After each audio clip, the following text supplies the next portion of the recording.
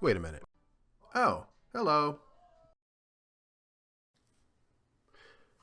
All right, so welcome to the fourth video in our BattleGlots series where we are exploring object-oriented programming in Python.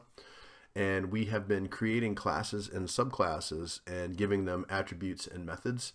And before we move forward with today's tutorial, I want to just go back and recap and summarize some of the things we've learned so far so that we can just highlight some of the key learning concepts. So this is our code that we have so far to date, and you'll notice in our code we have several classes, and the class at the top here, Glot, is what is known as a superclass or a parent class. And what makes it a superclass is that it has a subclass, which is the warrior class.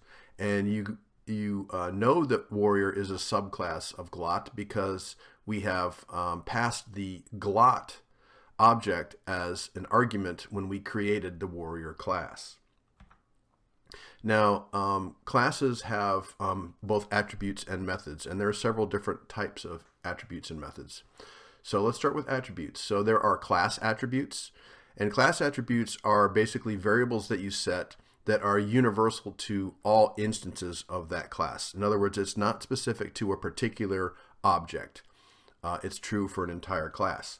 And you can see here we have Glot and Warrior have class attributes that are slightly different. In our Warrior class, had we not specified strength, armor, and productivity, when we created a Warrior object, it would have actually inherited the strength, armor, and productivity of our Glot class. Now, separately, there are instance attributes. And instance attributes are the variables that are set that are unique to particular objects. And those are defined typically inside of your init method. And you can always identify the difference between an instance method and a class method because class attributes have no self-identifier and they are typically identified or defined before the init method. And instance attributes have the self.nomenclature, which means that they're unique to a particular instance of the class. Now, there's also, in this case, in what we've created, we have an inherited attribute. So you notice that the Glot class has an instance attribute self.health, and we do not have that defined in the warrior class. So when you create a warrior, it will actually inherit the self.health attribute from the Glot class. So every new warrior is created with its health attribute set to 100. Also inside of each of these classes, we learned about what is called the constructor method. And the constructor method is basically the method that initializes your object, that sort of sets its initial settings, attributes, and so forth, and any other special code that you want to run when an object of that class is created. And the constructor method is a special method which we refer to as the dunder init method. And dunder is just shorthand for double underscore.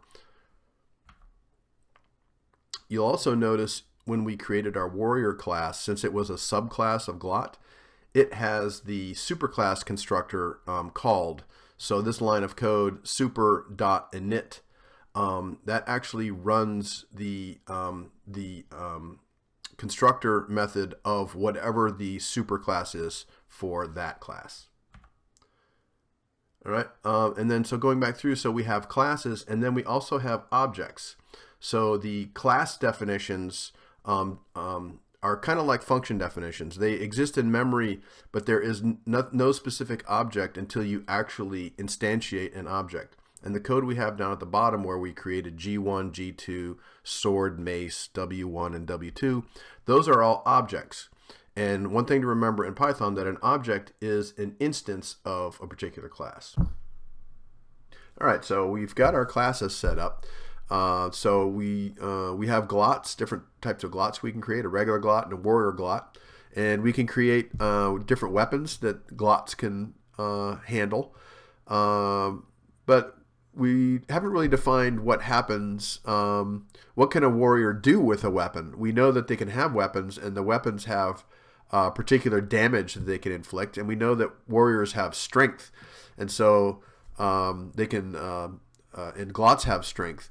But we need to define what happens when, say, two warriors go to battle. And what we're going to do is we're going to create a regular method for an attack. And so we're going to define what happens when one Glot attacks another Glot. And we're going to define that method inside of our Glot class.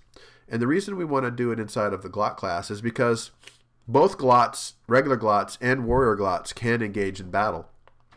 So since our warrior class inherits all of the methods and attributes from the Glot class, it makes sense to do it in the Glot class. If we had the attack method inside of the warrior class, then Glots would not be able to engage in an attack. Okay, so I'm going to go up here to my Glot class and create a new line. Oops. And we're going to define a new method called attack. And again, the first argument of a method inside of a class is always going to be self. And in this case, we're going to define who is going to be the target of our attack. So that would be passed as an argument when you actually use the attack method. Now, I just want to talk about, notice how I've written this is different. So the init method had the dunder, or the double underscores. And the double underscores make the init method what's called a special method in Python. And special methods have particular use cases, and we'll cover that in a later lesson. But my attack method is just a regular method inside of my Glot class, not a special method. Okay, so what is our attack method going to do? Well, we need to, when we are attacking another Glot, let's assume that the setup is as follows. When a Glot attacks another Glot, they inflict damage, and the damage that they inflict is equal to their strength rating times the damage rating of the weapon. So, for example, a warrior has strength of 2, and a sword has damage of 10. So when a warrior strikes another warrior, they inflict total damage of 20. On the other hand, a Glot has a strength of 0.2. Right, so if a Glot were to strike another regular Glot with a sword, they would only inflict total damage of 2 points. And remember that Glots also have they have armor. So warrior Glots have armor of 50. So when you strike another warrior Glot with a weapon, if they have some armor rating left, that strike is only going to reduce the armor rating. So you don't actually start reducing the health of the Glot until the armor is destroyed. So inside of our attack method, we're going to define it such that it will first destroy the armor, and then when the armor is destroyed, it will then reduce the health of the Glot. And so here's how we're going to write that code inside of our attack method. If target.armor is less than self.weapon.damage times self.strength. If that is true, then target health will be decremented, so minus equals self.weapon.damage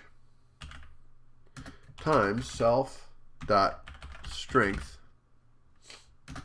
minus max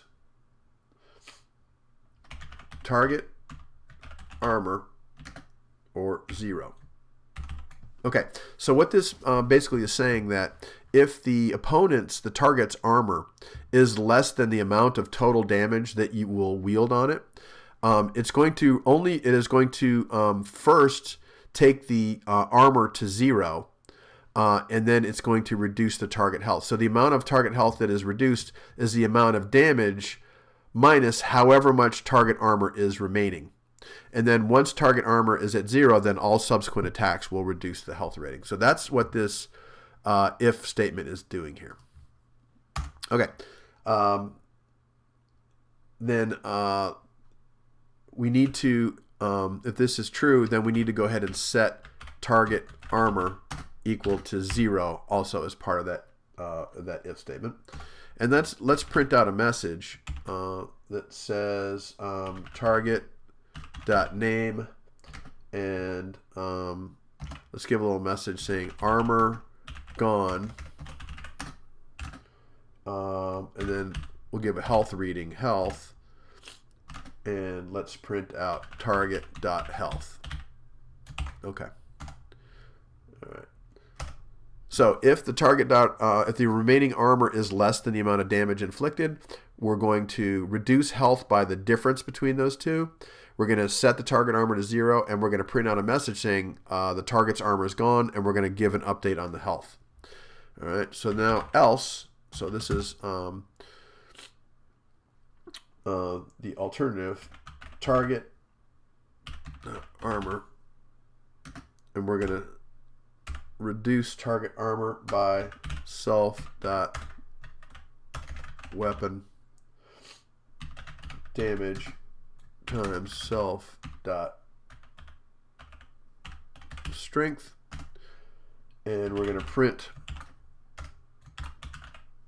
target.name, and we're going to say armor diminished, and then we're going to print out the target armor. Okay, so what our attack method is doing is first it's destroying all the armor, and then once the armor is destroyed, it reduces the health of the opponent. Okay, so now we've created an attack method, and then in our next segment, we're going to go ahead and show you how to create some game code that would use all of these classes and methods in an actual game setting.